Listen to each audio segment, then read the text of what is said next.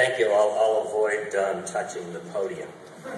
Actually, what the judge didn't tell you is that you can't see anybody from standing up here because of the lights. But the first thing I'd like to do is ask the Florida DUs who are here, many who have come from around the state, to share this honor with me tonight, to please stand and be recognized. These are not only Florida DUs, but some of my best lifetime friends.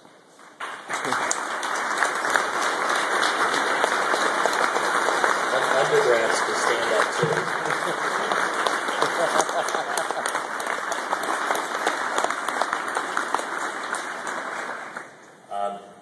I can sit here and tell you, I think every one of us here has a story. My story is I never went through Rush, and I never stepped foot in another fraternity house until after I was president of the Florida chapter. I just showed up early my sophomore year to work on the debate team. I was on the debate team, and the president of the debate team the prior year had been the president of DU. And I found myself in a fraternity house without my DU debating partner, and my parents left me in the DU house. They were not very happy about that. And the guys were doing some painting, and I figured, well, I'm staying here and I'm not paying them anything. I should probably do a little bit of painting. And they made me a bid, and I've kind of been there ever since. And it's truly had a dramatic influence on my life, and is a factor in everything I do. My best friends are all DUs. I have a few other friends who aren't DUs, but mainly DUs.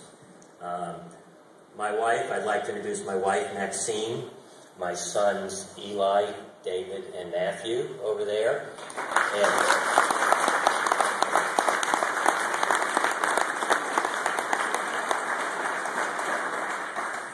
And I had been spending a little too much time on DU, so I was approaching my 40th birthday and I hadn't been married. And it was the second date with my wife, Maxine, and fraternity brother Rick Baxley invited me to a party over at his house here in Orlando. And I asked something I had never asked in my entire friendship with these guys. I said, do you mind if I bring a date? And they said yes, and Maxine came, and it turned out to be a surprise 40th birthday party. She's a little younger than me. She found out I was 40. And also, more significantly, she had to meet all of my best friends in the world, all of who are DUs. And she's stayed with me anyway. And it's been a fantastic relationship with my family and with my friends. And I guess just to bring these things full circle, George Powell, who is one of my fraternity brothers there, his daughter got married this past weekend here in Orlando.